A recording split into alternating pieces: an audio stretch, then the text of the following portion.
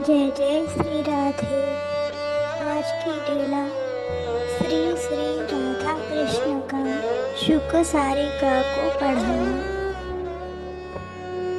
अनंतर श्री राधिका प्रसन्न हो शुक को अपने हस्त पर बैठाकर उसे प्यार करती हुई पढ़ाने लगी तथा श्री कृष्ण उसी प्रकार सारी को हस्त में बैठाकर पढ़ाने लगे। श्री राधा बोली, हे शुक, तुम मेरे कुंड के तट स्थित कुटीर में पधारे हुए गोवर्धनधारी घनश्याम एवं गोपवीर श्री कृष्ण की स्तुति करो। हे शुक, बोलो, हे कृष्ण, हे श्री कृष्ण, आप सप्त गुण रूप मणि समूह के निधि स्वरूप है। तरुणी गण मादक मधु से भी मधुर अधर वाले हैं। हे सुंदर शेखर, हे श्रृंगार रस सागर, हे वरनागर, हे व्रजनुकुल नंदन, आपकी जय हो। आप अघासुर, बकासुर, षटकासुर एवं दावानल से उत्पन्न भय से वज्र के रक्षा करता हो।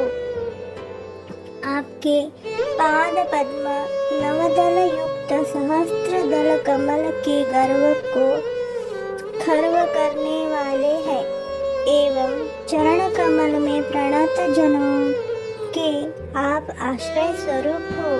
हे गोवर्धनधारी, आपकी बारंबार जय हो।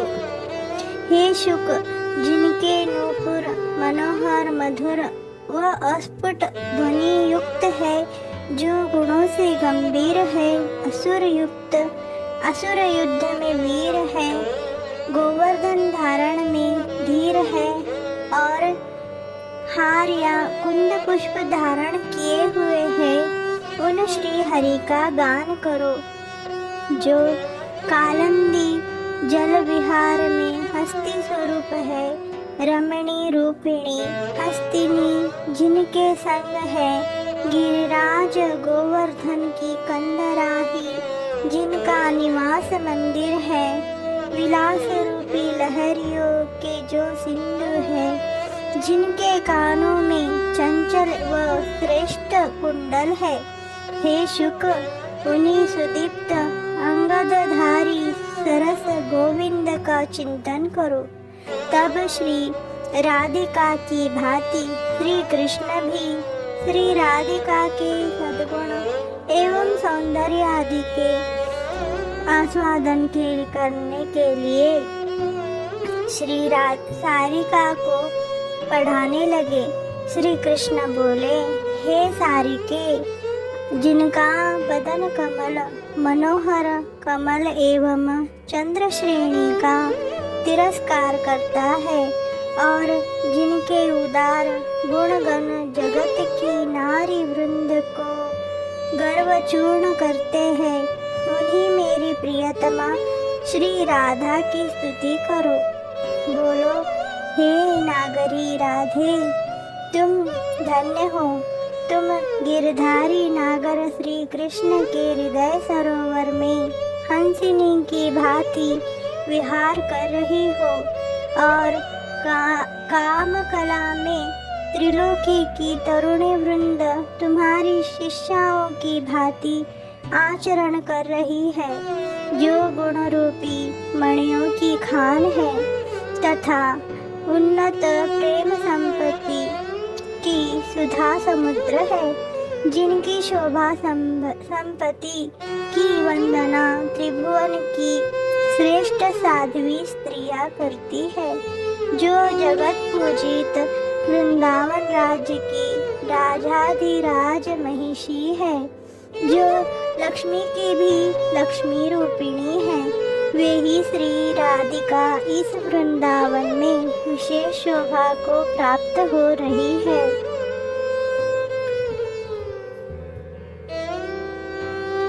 अब सारी उड़कर अपनी स्वामिनी श्री राधिका के कर पल्लव पर जा बैठी और शुक भी उड़कर श्री कृष्ण के कर पल्लव पर जा बैठा और तब दोनों ने मनोहर स्वर से पुनः पाठ आरंभ किया।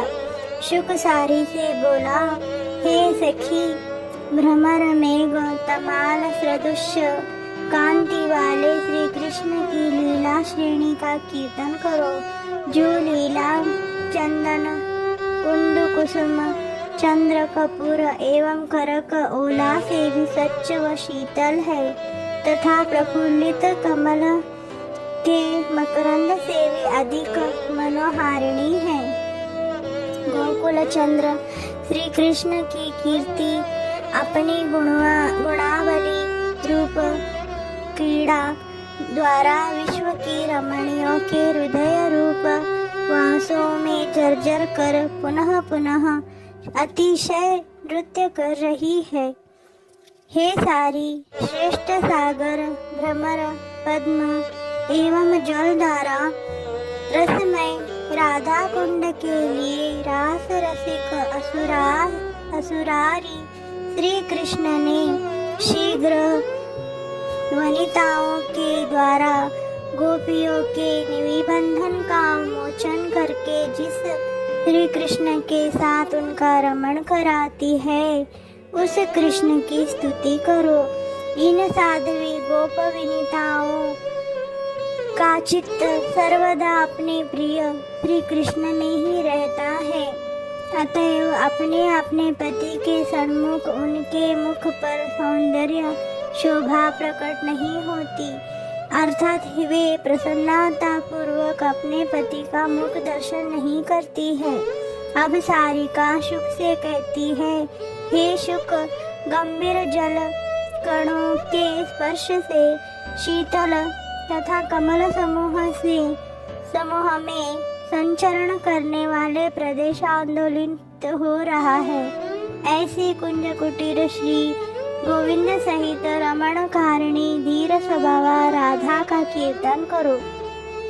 तब श्री कृष्ण बोले, श्री राधा प्रतिदिन इन कानन में सखियों के साथ मिलने के लिए उत्कंठित होकर भी वाम्य स्वभाव के कारण मुझ उत्कंठित को हाय बड़ा दुख देती है। हे राधिके, तुम मेरे जैसे मेरे वदन का चुंबन करती हो, इच्छा करती हो, वैसे ही मैं भी तुम्हारे पान करने का इच्छा किया करता हूँ। मैं जब काम चंचल एवं उत्कंठित हो, श्री राधा कहाँ गई है, ऐसा कहकर सखियों से पूछता हो तो अत्यंत वाम्य स्वभावा श्री राधिका की सखियां मेरे प्रति कठोर वचन दृष्टि का प्रयोग करती है। वे मेरे श्रवण व नयन को सुख देते हैं तथा हृदय की चेष्टा को अधिक बढ़ा देते हैं। तब वृंदा देवी द्राक्षा व दाड़िम के दाने ले आई और अति वात्सल्य श्री कृष्ण राधा कृष्ण के अपने हाथों से सारी व शुक को खिलाने लगे। पश्चात पाशा खेलने की इच्छा से प्रेरित हो श्री राधा कृष्ण सारी एवं शुक को खिलाते खिलाते सुदेवी सुखद नामक हरित कुंज में